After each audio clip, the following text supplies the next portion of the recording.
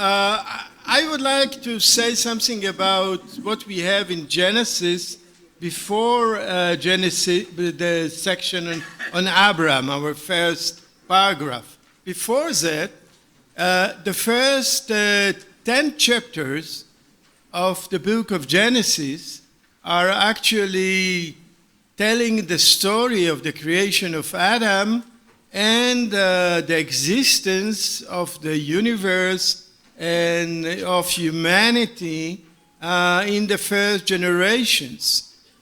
We don't have yet there any differentiation between nations.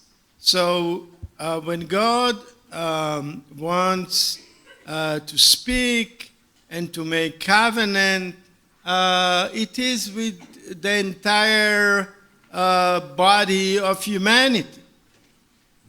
After the flood, for instance, the covenant there is with all creatures, including all humanity.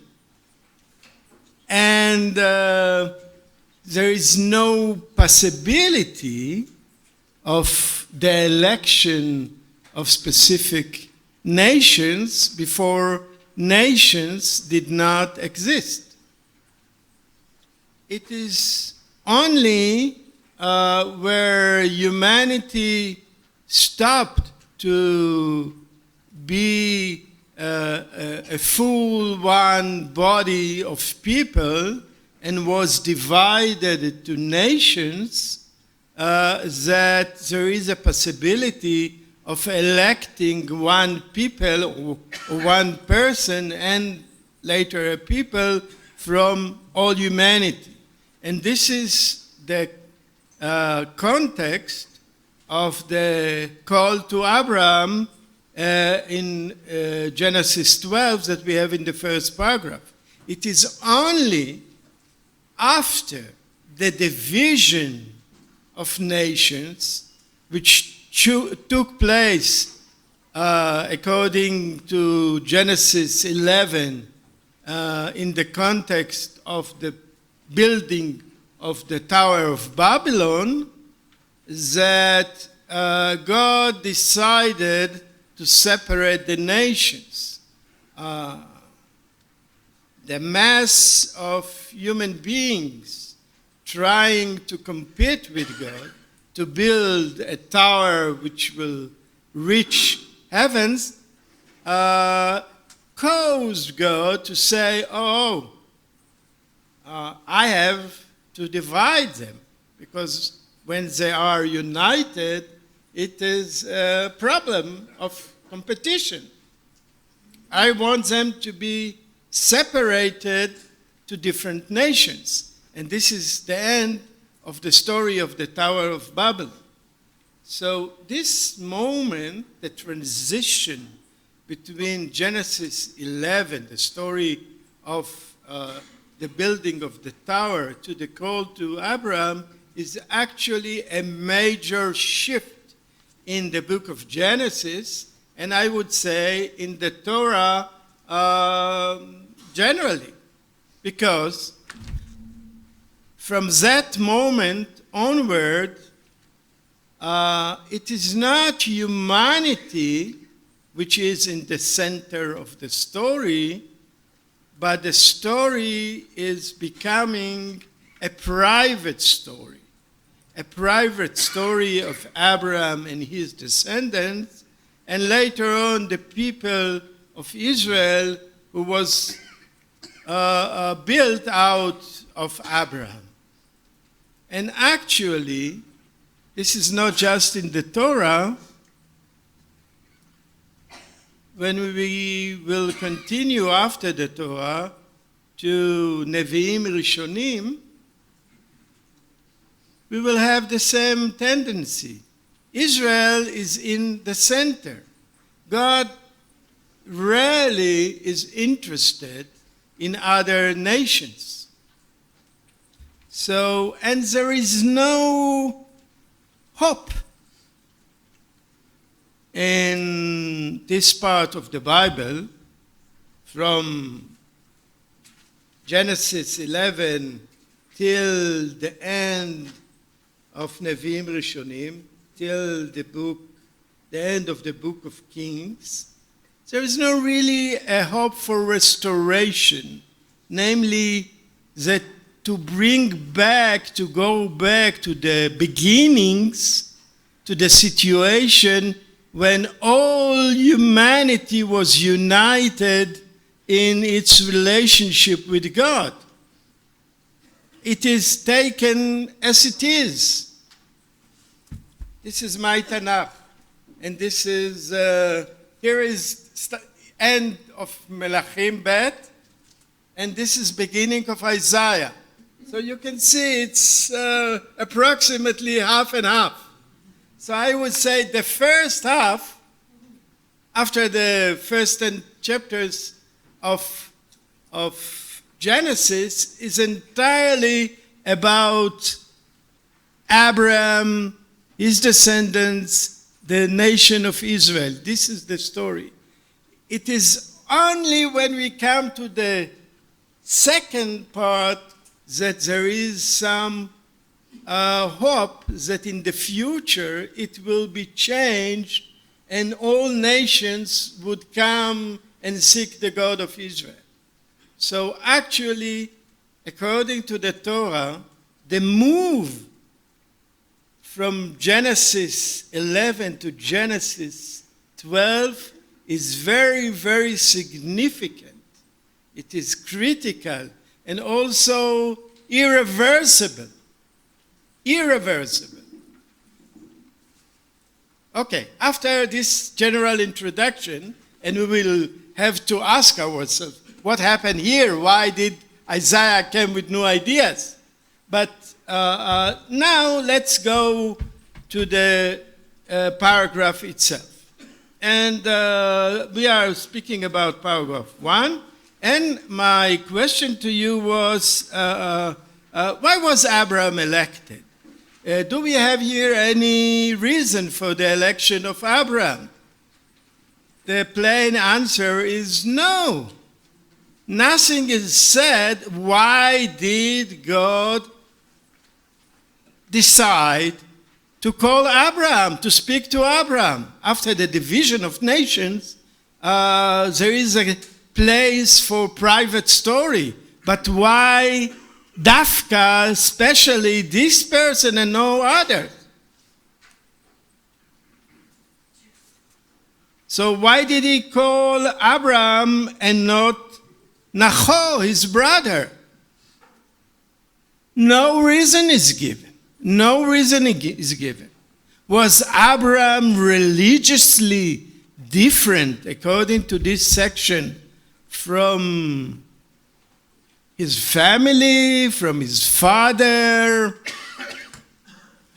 Of course, you have read, heard in kindergarten the great story from the Midrash about Abram taking the stick and breaking all the idols of his father Terach. Poor Terach. According to our story in the Torah, he was now an idol worshiper. He's not described as an idol worshiper. Generally speaking, Genesis is ignoring idolatry.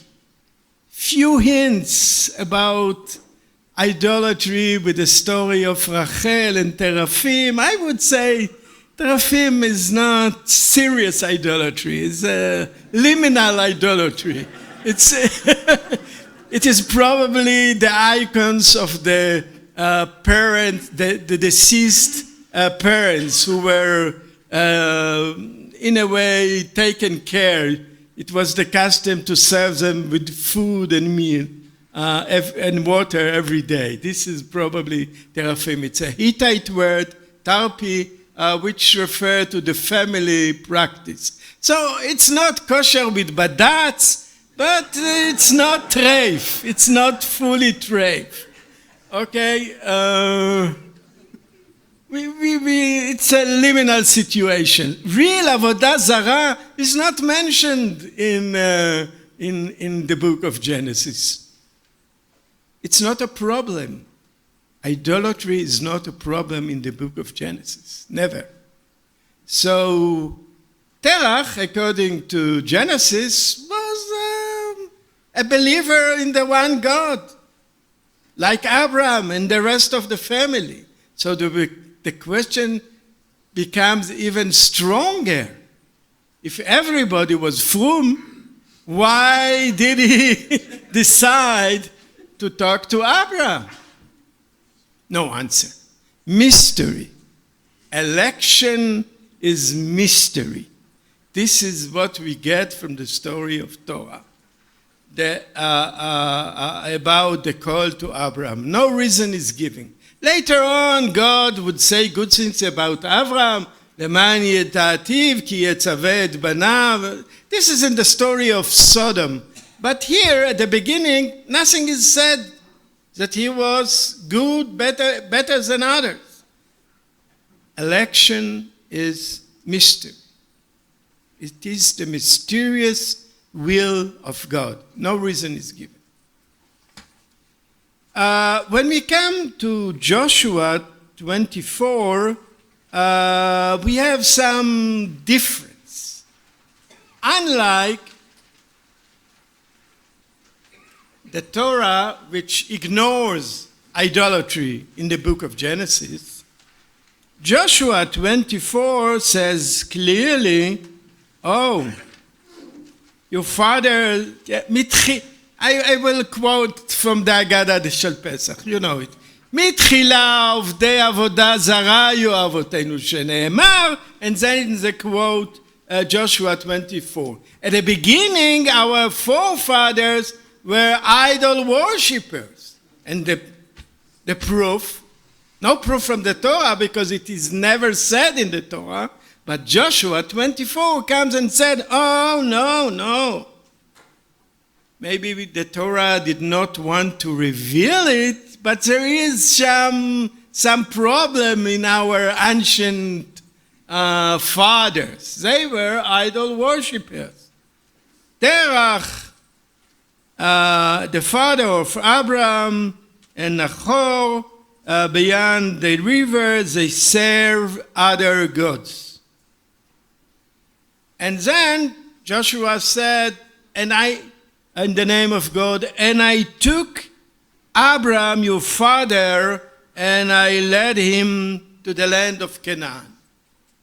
Okay, so now we can understand the stories that we study in the kindergarten, that there was idolatry in the family.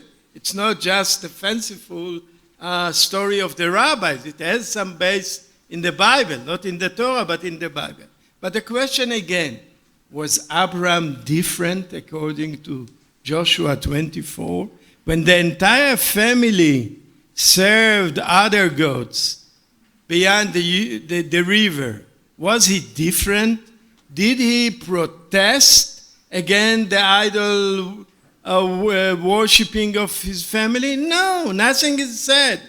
So why did God, if the whole family was worshiping idols, and maybe all the culture there was a culture of idolatry, why did God decide to take Abram? He was worshiping idols like all the family in the city. So why did God call him? The same mystery stays with the book of Joshua.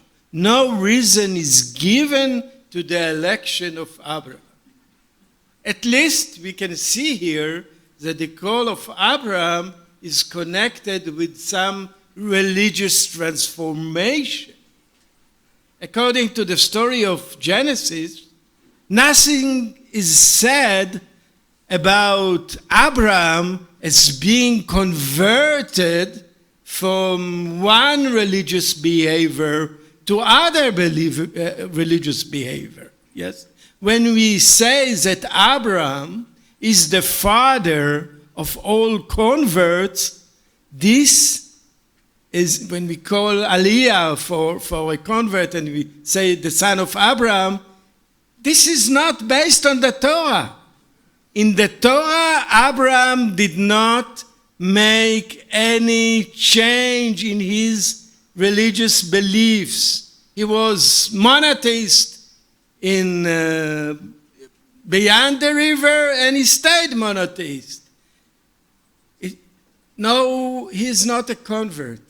Here, in Joshua 24, we can see him as a convert. But the conversion, which is not stated explicitly, did not take place before God took him, only after it.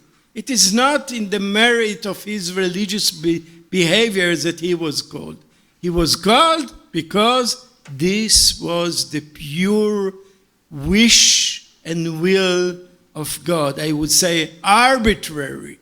Election is arbitrary. To decide, to choose is the arbitrary wish of God with no explanation given. Also in Joshua 24. Okay. Deuteronomy has another view. Deuteronomy is speaking about the election of Israel. And he says, you know why did God elect you? Actually, it seems as like being unreasonable decision. You are so few. Why didn't, if he wanted a big group of supporters, he wanted a big group of people who will say, put like on his messages. Many readers of his Facebook. He should go to the Egyptians. He should go to the Babylonians. He should go to the Assyrians. He should go to the Hittites. I just gave you the 4 major forces in the ancient Middle East. Why to this tiny people, Israel? Small group of people. Why? Yes. This is unreasonable. It didn't come out of serious mathematical calculation, not economical calculation. He went to these tiny people. Why? Chashak. And I ask you to look for chashak. Chashak in various places in the Bible means erotic love. Not just love, but erotic love. So the reason, according to Deuteronomy, is he fell in love.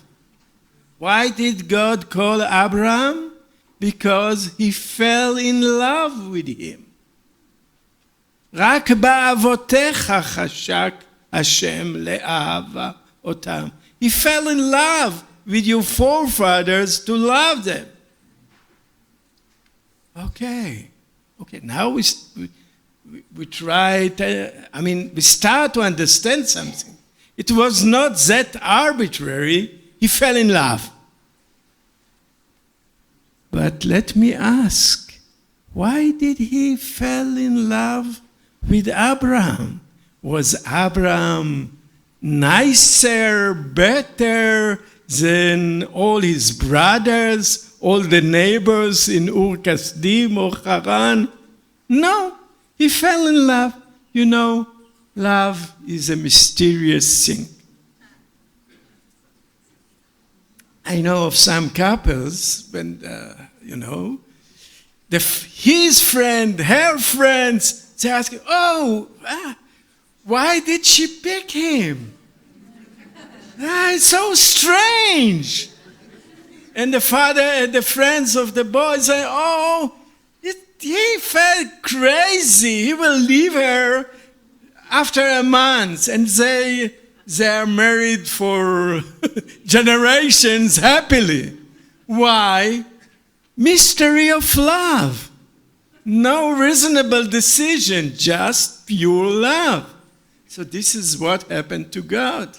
Deuteronomy is probably, I think here, is influenced by his contemporary Hosea, who made the metaphor of marriage between God and Israel. So he is looking on the relationship between God and Israel as a love story. But the truth is that the mystery stayed also when we speak about love. It is a mystery. The election of Abraham or the election of Israel is still a mystery. A mystery. Why did God elect Abraham? Mysterious love. Why did God elect Israel? Mysterious love. No questions about love. Okay, so I can summarize by saying this. There is nothing specific about Abraham in his early age. There was nothing different between him and the others.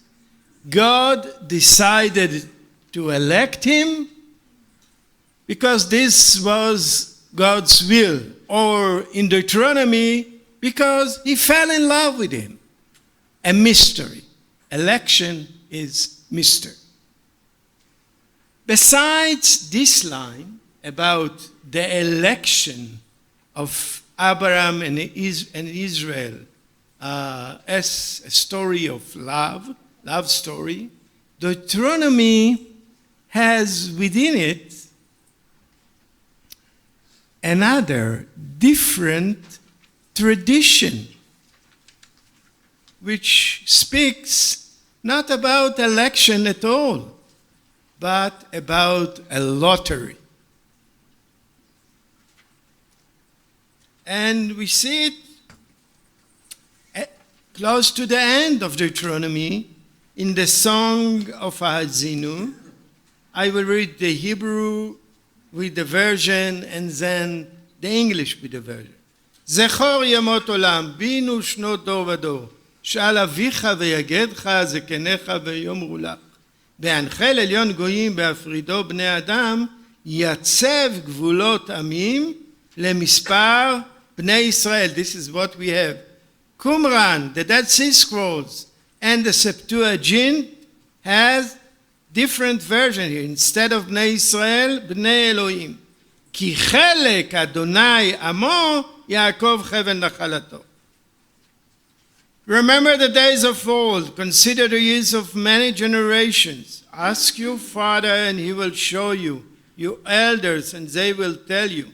When the Most High gave to the nations their inheritance, when he separated the sons of men, he fixed the boundaries of the people according to the numbers of the sons of Israel, sons of God. For the Lord portion is his people, Jacob his allotted heritage. What is the story here with the different versions? We have a story about a lottery.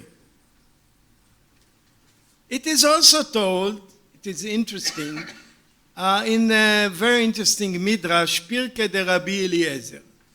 Midrash Pirkei de Rabbi Eliezer, who was composed in the early Islamic period, namely, I would say, 8th century, around it, 9th century. But he had many old traditions, sometimes problematic traditions, who were censored by frum editors. And he kept them, and he knew them, and he brought them to us. One is here. He's telling like this.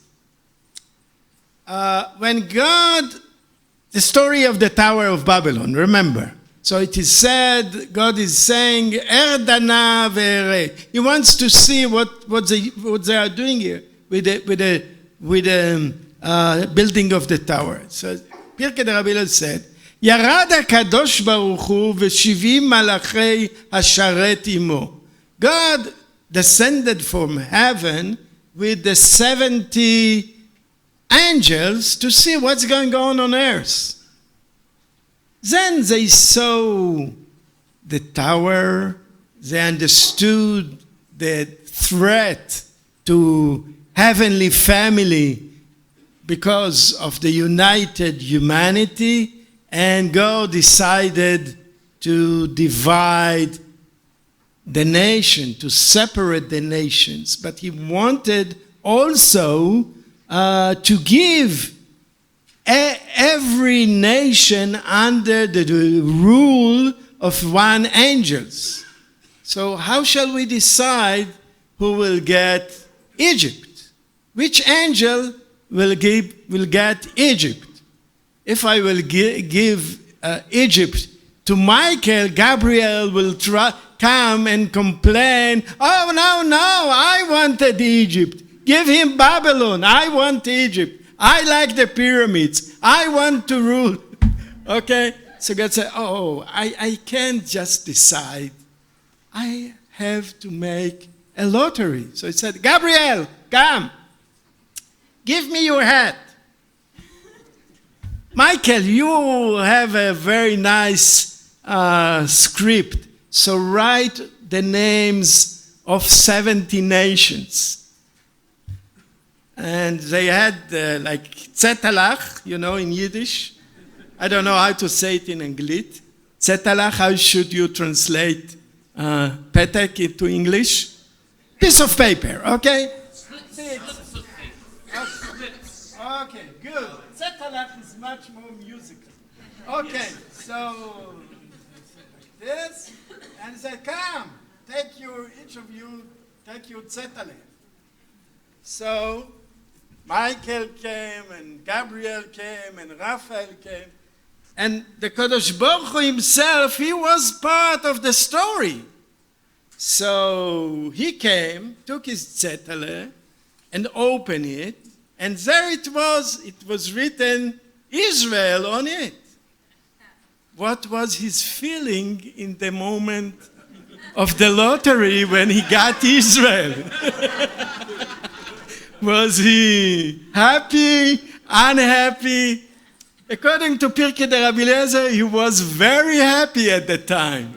He said, "Chavalim naflu li baneimim, af nachalat shafra alai." I got the best portion. Okay, let's see.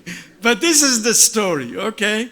So when we read it this way, it is clear the Pirkei de Rabbi Eliezer had the same version in the Torah like Qumran and the Septuagint, because what is there? Yatzeh b'hanchel elyon goyim, when God separated the nations, when he splitted humanity, he founded Yatzev Gvulot Amim, he founded the borders of nations according to the number of the sons of God. They are 70, so for this reason, there are 70 nations. Each sons of God, each angel, get his own people. Ki chelek Hashem amo, the portion of God in this lottery was Israel. Yaakov cheven nachalato. This is his portion that he got in the lottery. However, probably later editors were afraid because, I gave you a kosher reading of this version. Some scholars argue that Elyon, who is mentioned in verse 8, is not the same as Adonai, who is mentioned in verse 9.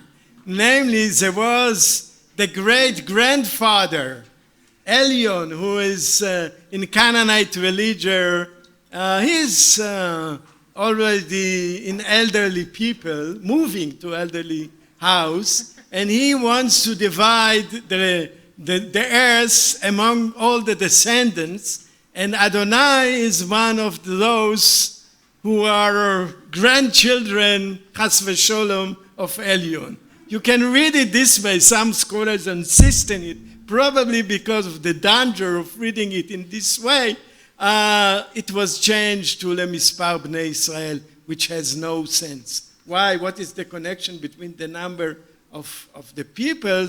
I mean, I know Rashi, the Midrash said 70 children of Moses, Jacob went to Egypt, and there are 70, but the connection is artificial. The story of Pirkei de Rabbi Eliezer is much nicer. This is definitely the original version. Bnei Lemispar Bnei Elohim. It was a story about lottery. So the whole question, why was Israel elected? Why was Israel elected by God? Disappears. We don't have this question anymore. It is just a chance.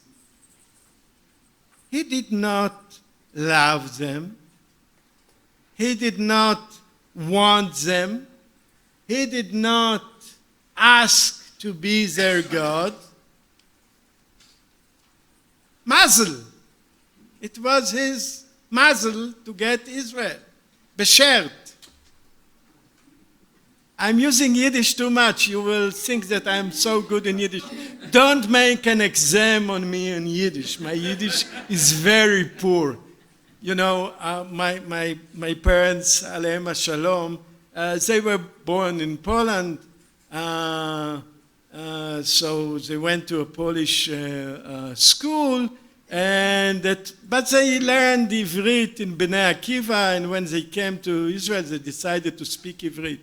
Only when they had some secrets, they spoke in Yiddish. But when there was a top secret, they spoke in Polish.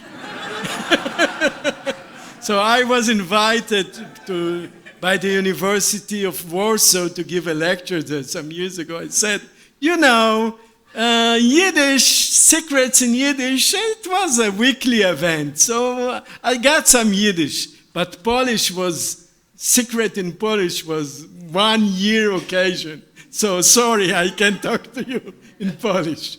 Okay, anyhow. So, but Beshert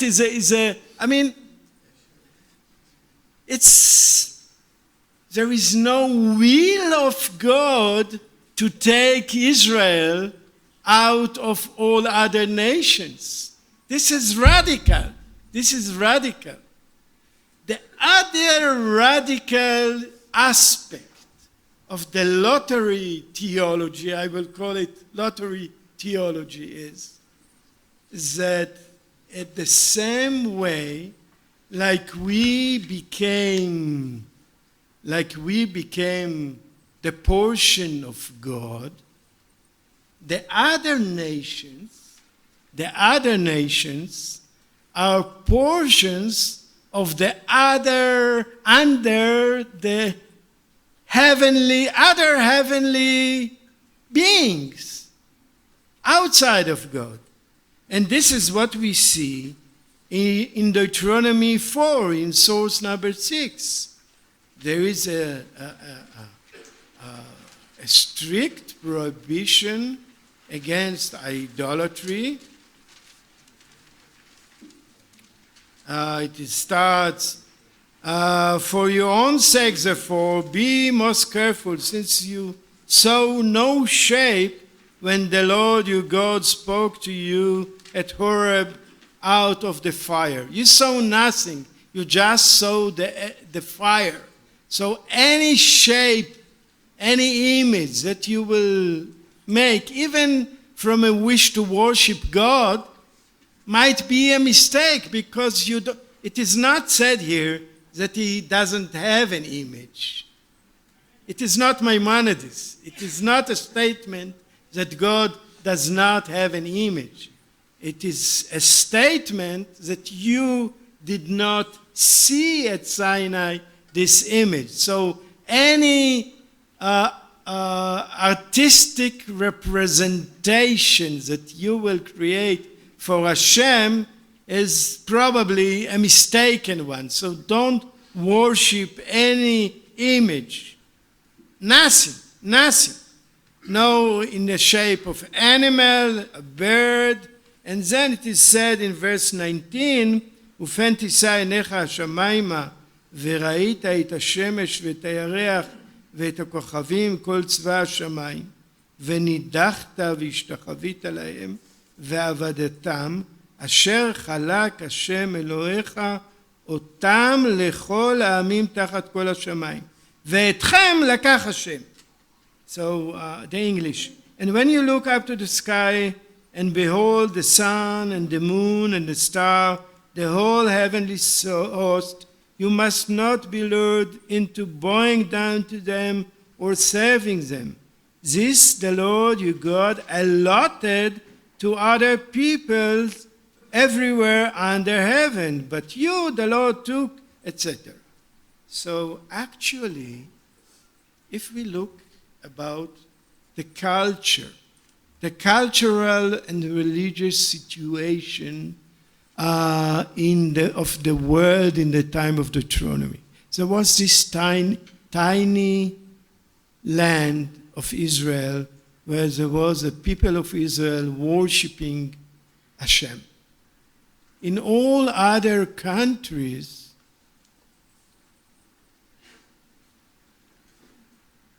there were other nations. They worshipped images. They worshipped the luminaries. The question is, let's say the people of Egypt one day comes to Jerusalem, the whole people of Egypt, and they say, "Oh, we want to worship God." What would be the reply of Deuteronomy? Deuteronomy will go to the road between the airport and Jerusalem and block it and tell the people of Egypt, "Go back to Egypt. You have no place here. We don't want you to worship Hashem. Hashem is our God. We are his allotment. You should worship the luminaries and the deities that God gave you." Namely, when I said that in the first half of the Bible, we don't have any expectation that all the nations will come and know this one God. It is because, according to this tradition, this is the program.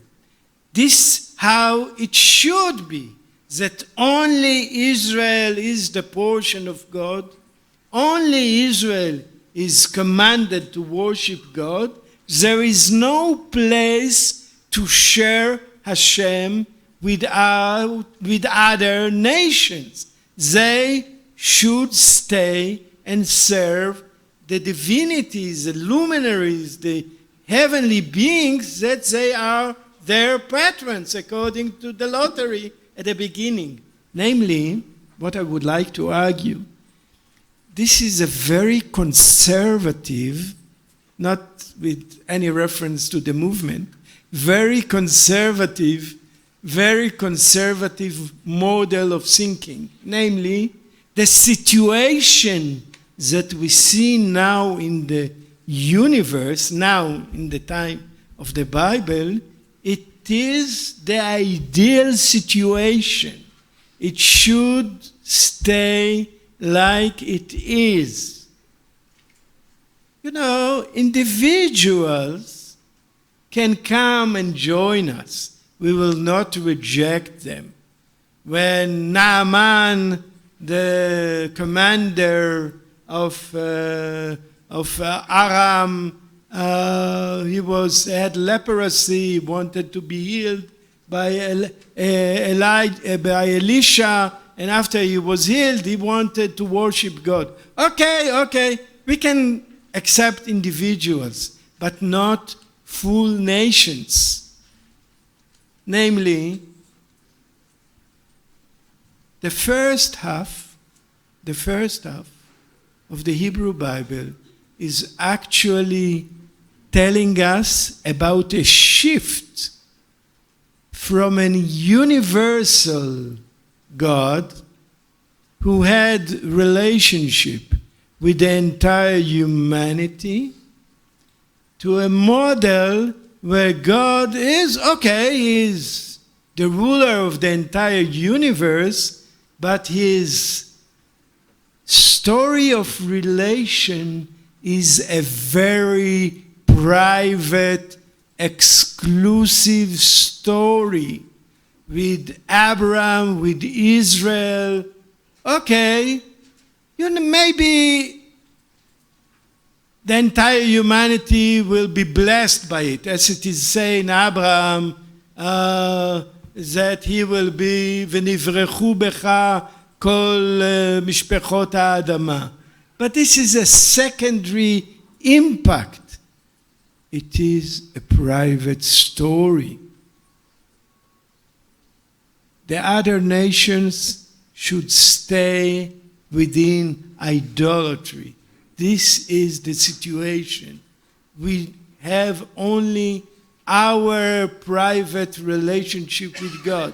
If we take the metaphor of marriage, which, as I said, is in a way reflected by the use of Deuteronomy, by the use of the word cheshek with ahava, it is a story of closed marriage.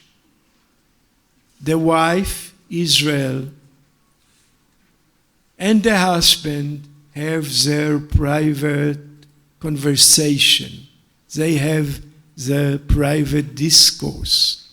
No one is invited to join this private discussion and conversation. The wife, Israel, does not want any other woman, to come in and to interrupt, to take part in the private language and conversation that the couple has. Okay? If we would stay with this part of the Bible, we would stay within the limits of very private and exclusive dialogue between God and Israel, relationship, family, that no other is welcomed within. Okay. However, surprisingly, I would say surprisingly, when we go from here to the second half, boom! Immediately, the second chapter of Isaiah is throwing a bomb to the sphere of biblical theology. He says, what was in the beginning of days, namely Genesis 1 to 10, when all the universe was united in their relationship with God, is not just the story of the beginning.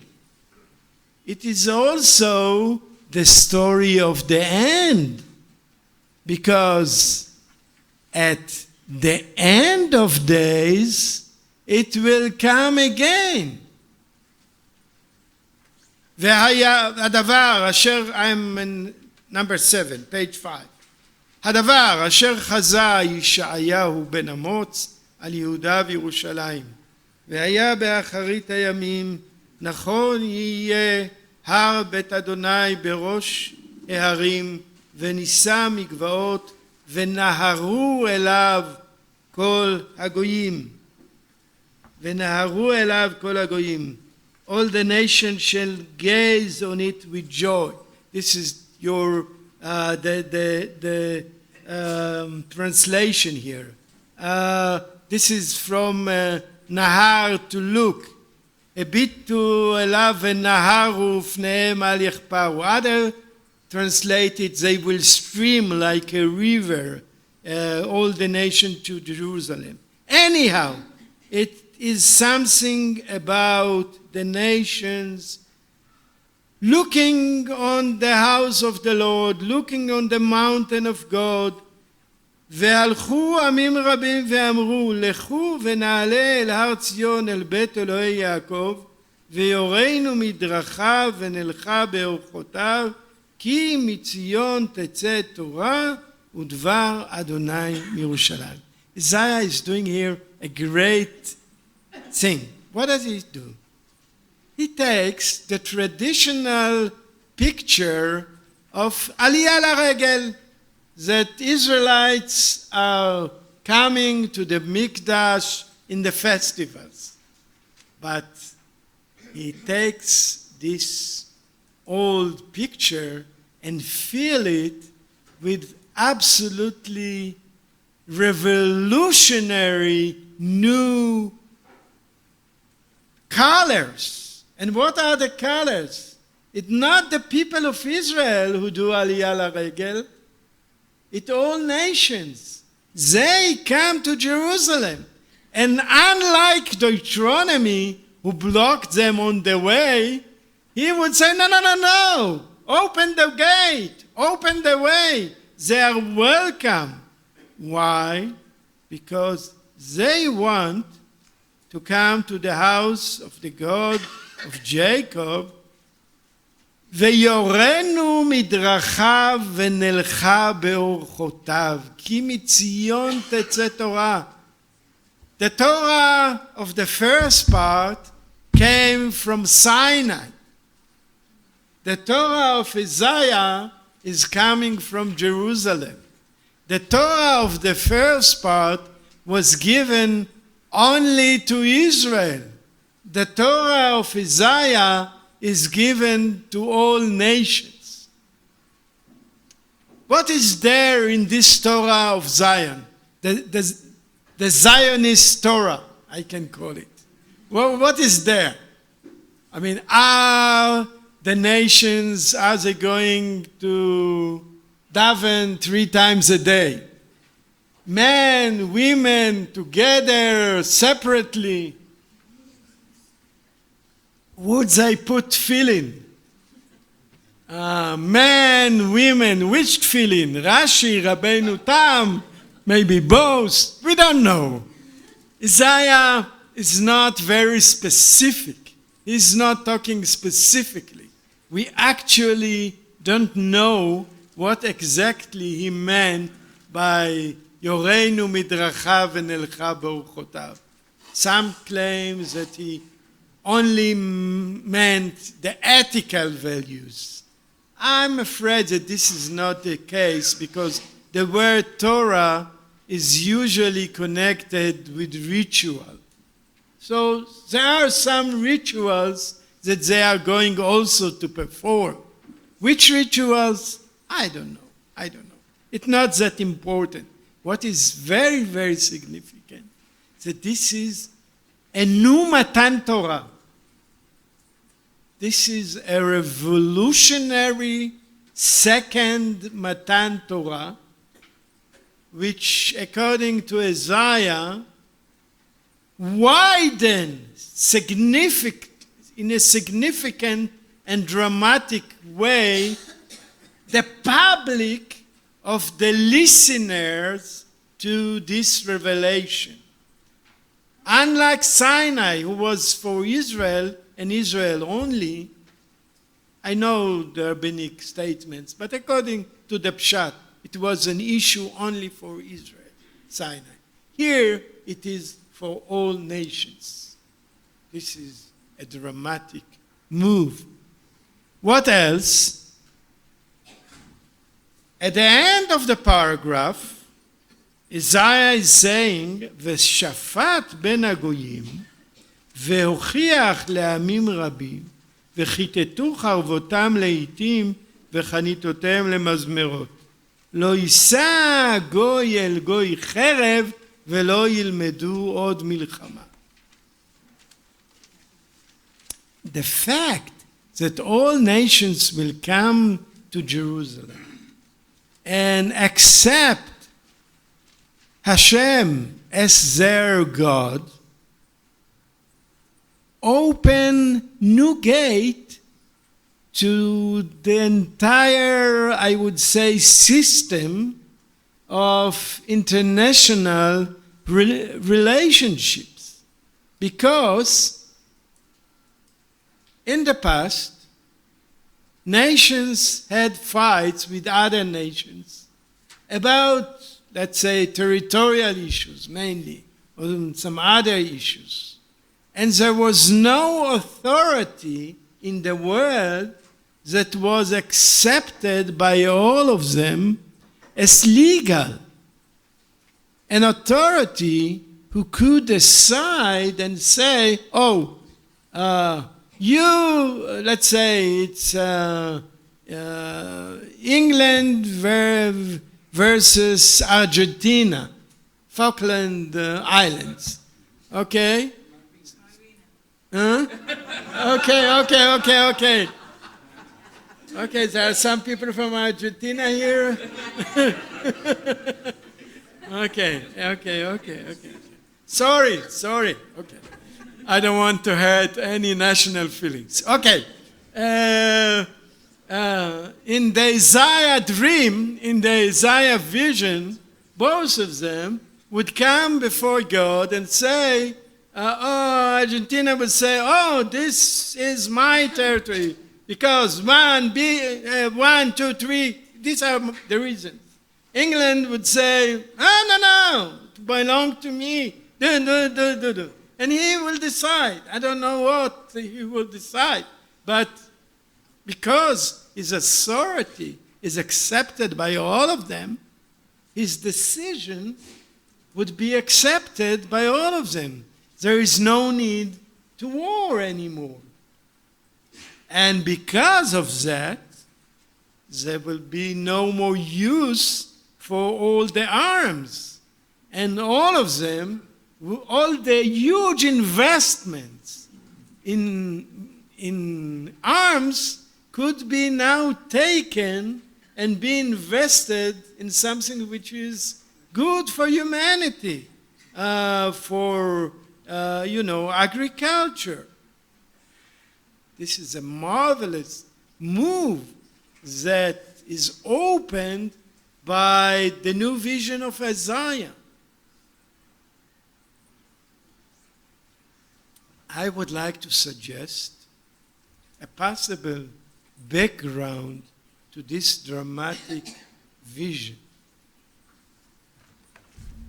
Isaiah, as I mentioned before, lived in the second half of the 8th century BC. The main political event in this period in the ancient Near East was the building of the power of Assyria. Assyria, who was a strong nation, but there were many other strong nations until the middle of the 8th century. Around the middle of the 8th century, Assyria became the huge power in the ancient Near East, specifically with the help of its arms. The arms, the system that developed system of siege on cities. They, as Isaiah is saying, כאסוף ביצים עזובות אספתי את כל הארץ. This is Isaiah when he, in chapter 10, describes the conquest of nations by the Assyrian emperor, like forsaken eggs. Nobody cares. He takes one after the other. All nations in the area were one after the other conquered by the Assyrians. Many of them were exiled, like the 10 tribes. Like the 10 tribes. Where are the 10 tribes? Beyond the Sambatyon? I'm afraid not. The Assyrians took them, and the Assyrian political system is to take those who were exiled, to mingle them with other people who were exiled, to spread them all over the country, melting pot, a forced melting pot that was aimed to destroy the identity of the exiled people and to make them into one new nation which will join the Assyrian people, will speak the Assyrian language, and will worship the Assyrian main god Ashur. This is written by Sargon II, one of the major kings of Assyria, who lived in the time of Isaiah. He said, I made all the land, if I will translate it from Akkadian to Hebrew, Safa achat udvarim achadim. I went back to the situation before the Tower of Babylon. I united them. I made them to speak the same language, Akkadian, and to worship me and the god of Ashur. And the god of Ashur, the god Ashur, was a war god, a fighter. And temples were built in specific cities within the Assyrian Empire where the god Ashur with his arms were worshipped. They brought sacrifices and prayed to Ashur and his arms. I believe that Isaiah actually reflected and was in a way forced to open a new vision, to open a new gate because of the threat of the Assyrian Empire. And he created here contra-vision to the Assyrian vision. They have a vision of all the universe speaking Safa achat udvarim achadim and worshipping Ashur and the army and the arms, etc., etc. My vision says, Isaiah, is the opposite.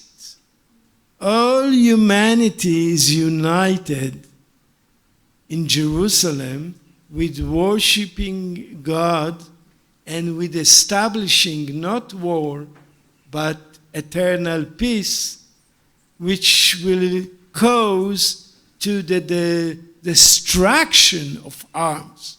Not worshiping arms, but a destruction of arms and making arms into agricultural tools. I believe that this is possible, the background to the great move that Isaiah is creating.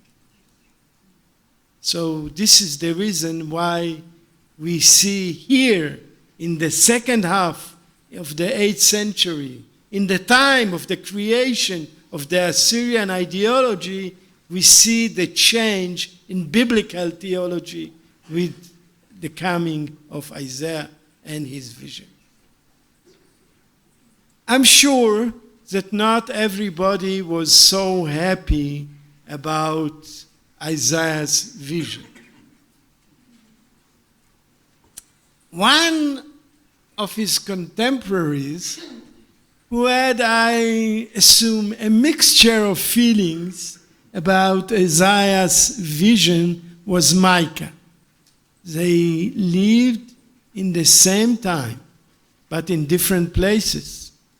As Isaiah lived in Jerusalem, Micah lived in Moreshet Gat, which is a small village, let's say, in the area of Bet Shemesh, probably.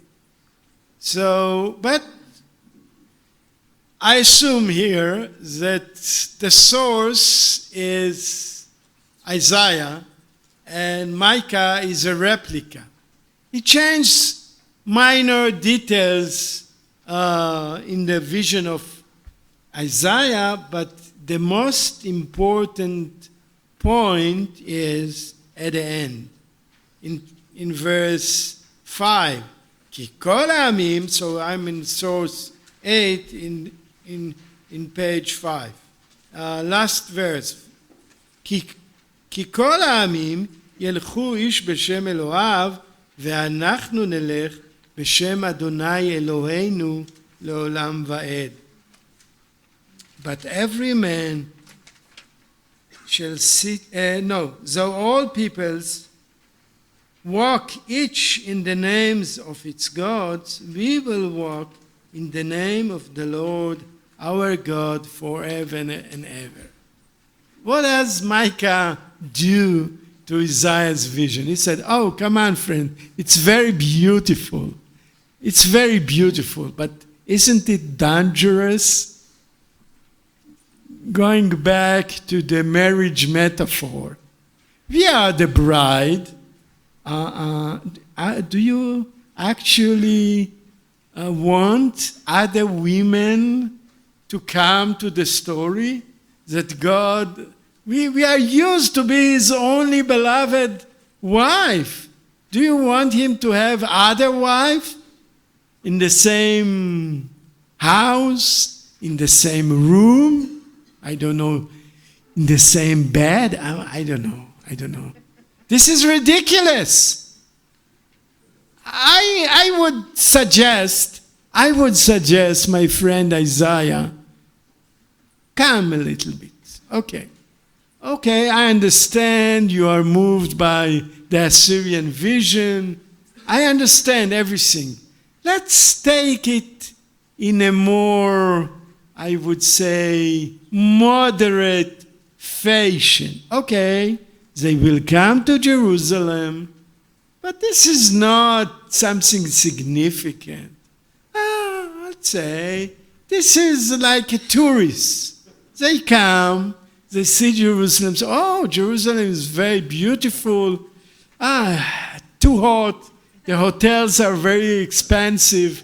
But this is really an interesting experience. We can't say that it was not an interesting experience. Okay, maybe while we stay in Jerusalem, we will go to the Temple Mount, we will join the Hebrew people in listening to the priests there, we will do some ceremonies, maybe a festival, maybe we will dance with them together, all the nations, hallelujah, something like this.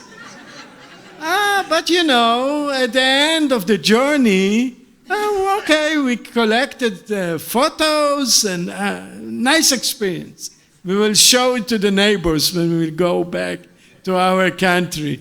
But when we go back to our country, we will also go back to our old habits and we will worship our deities, our traditional deities. Ashur in Ashur, Marduk in Babylon, Ammon in Egypt, Baal in Canaan, etc., etc. So Micah, by adding just this one verse, he said, okay, Isaiah, I don't want to fight with you. But, you know, my version is much more modest. We can digest it. Your version, Isaiah, is so dramatic, it's so revolutionary, that I'm afraid that many of our people would not be convinced by you. And the truth is that many of the people of Israel were not convinced by Isaiah. We read many portions from the book of Deuteronomy. Deuteronomy was probably composed around the time of Isaiah.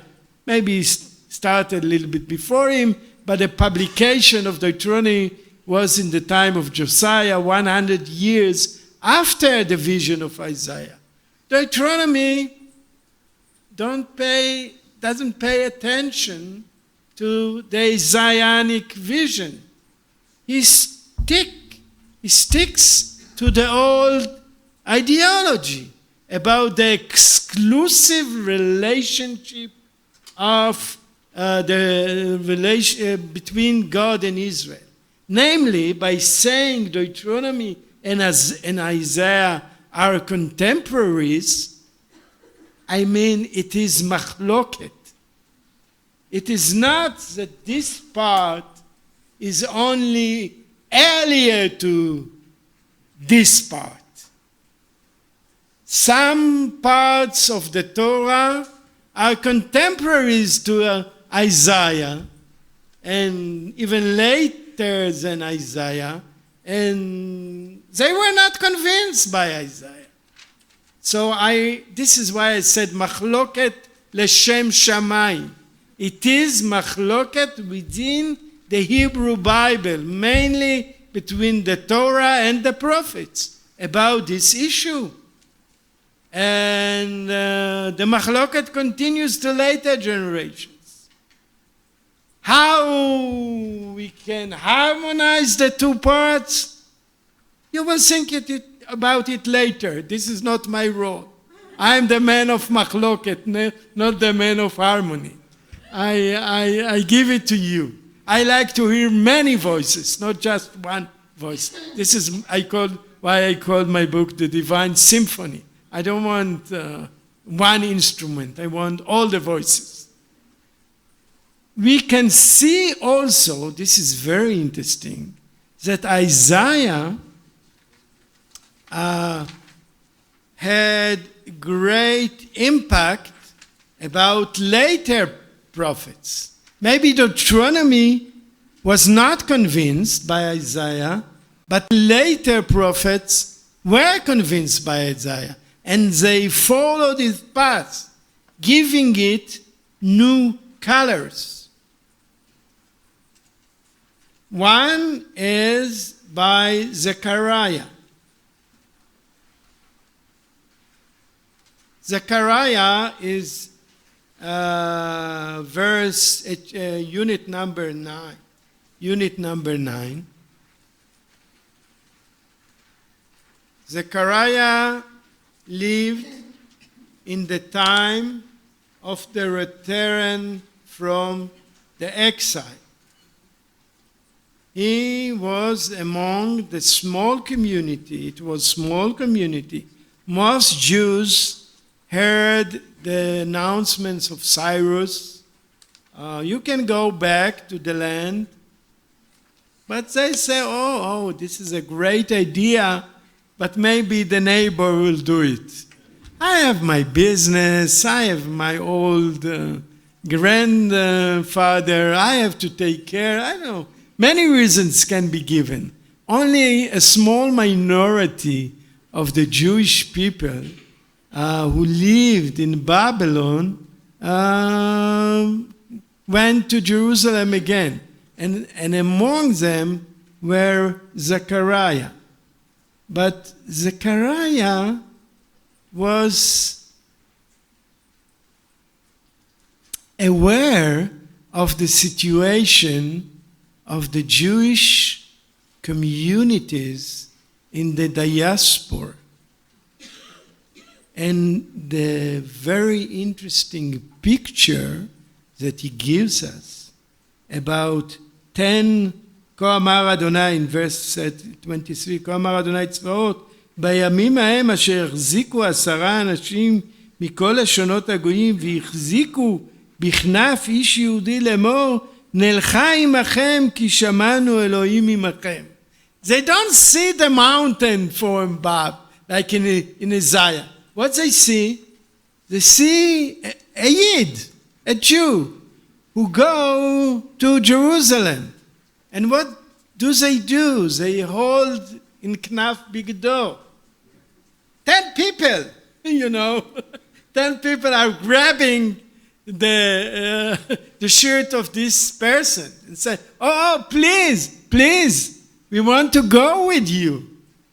So this Jew who lives in the diaspora is actually the mediator between the Gentiles and the God of Israel. What is the basis? What is the basis of this picture?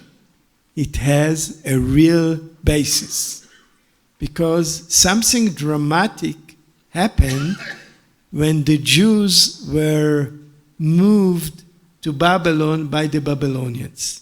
I spoke before about the Assyrian melting pot system to take people in exile, but to spread them to many areas in order to destroy their national identity. And the Assyrians succeeded. The major part of the people of Israel, 10 tribes out of the 12, disappeared. They are not beyond the Sambatyon. What happened to them? That in one generation, all of them assimilated within the Assyrian melting pot. We have documents of people with Israelite names, and the son is already given a name with, idolatry, one of the Babylonian Assyrian deities. So the change in the culture and religion of the 10 tribe of Israel, they could not imagine.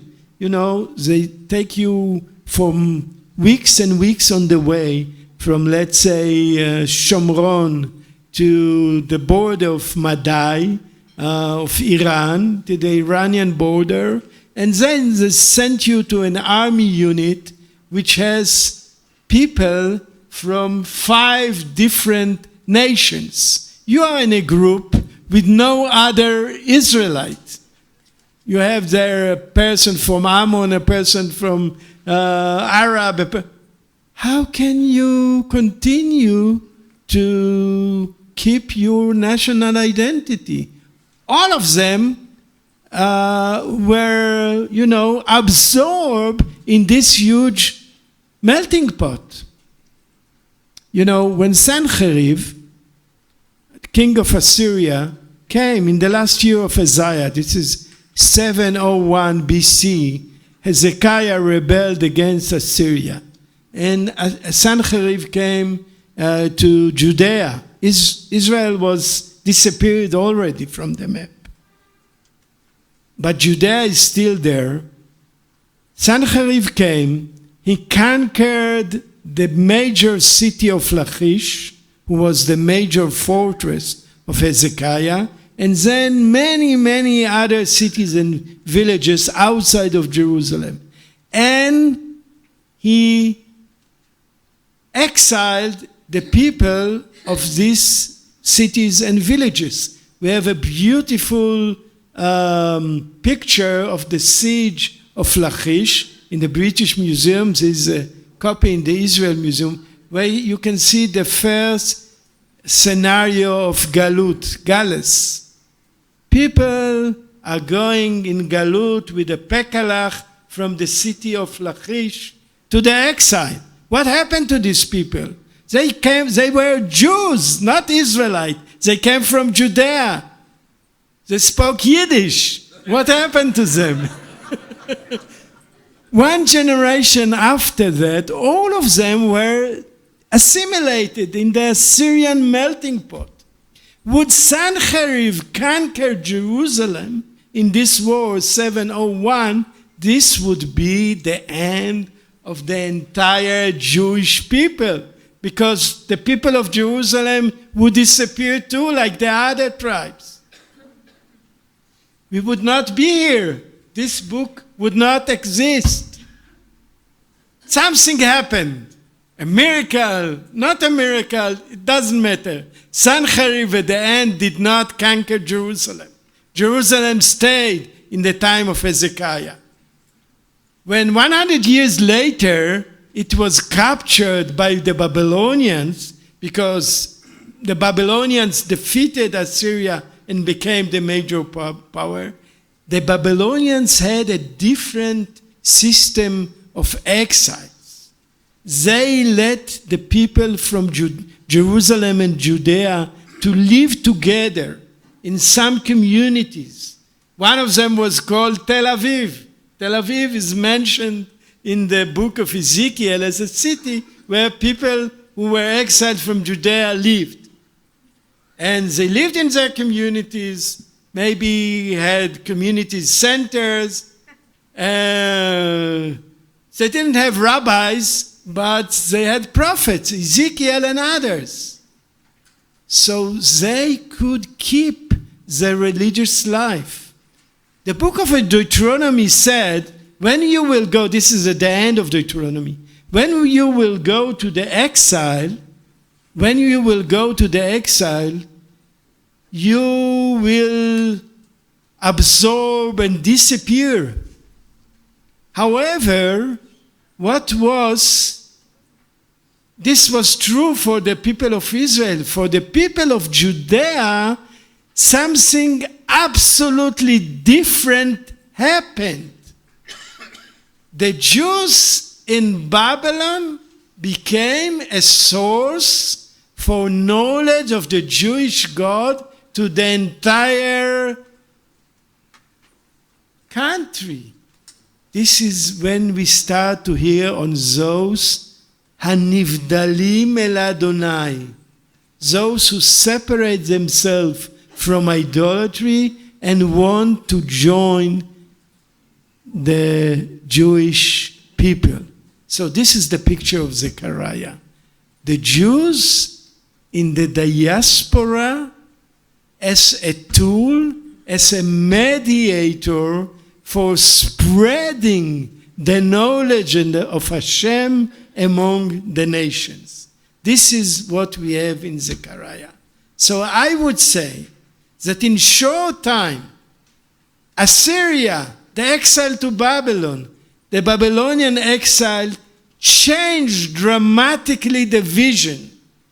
From the vision of Isaiah about all nations coming to Jerusalem, just because they see it from far away, to the more realistic picture of Zechariah, of people from 10 languages, 10 nations, sticking to the diaspora Jew and say, we heard that God is with you. We want to join you.